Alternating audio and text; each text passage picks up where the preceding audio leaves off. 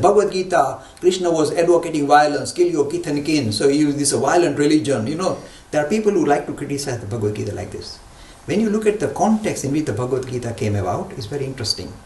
Initially, a lot of efforts were made to resolve a serious human conflict in a peaceful manner.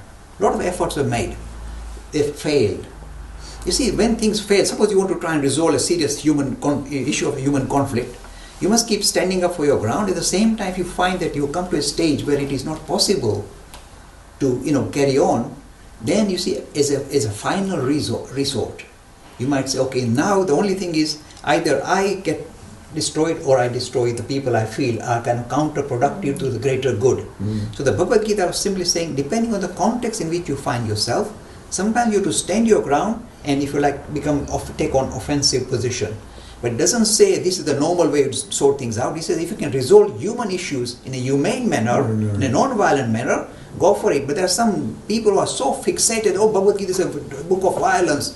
It is simply saying in that context there was no other resolution to the human condition. For example, when Hitler was trying to conquer Europe, there was no other way except to stand up against Hitler and fight him. There was no way to say, oh, we'll be non-violent, because Hitler said, good, I'll put you all in the gas chamber. Yeah. So you had to stand up for yourself and fight a serious atrocity. The same thing was true in the time of the Bhagavad Gita, or in the time of Mahabharata. That is why we had this kind of, there was no resolution.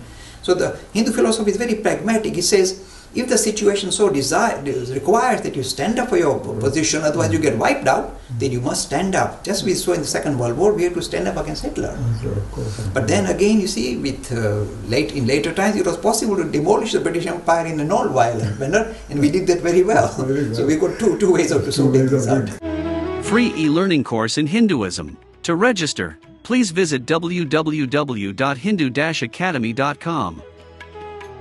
Talks on Hinduism, sponsored by People Care, encouraging caring for the elderly in their own homes. For more information, please visit peoplecare.com.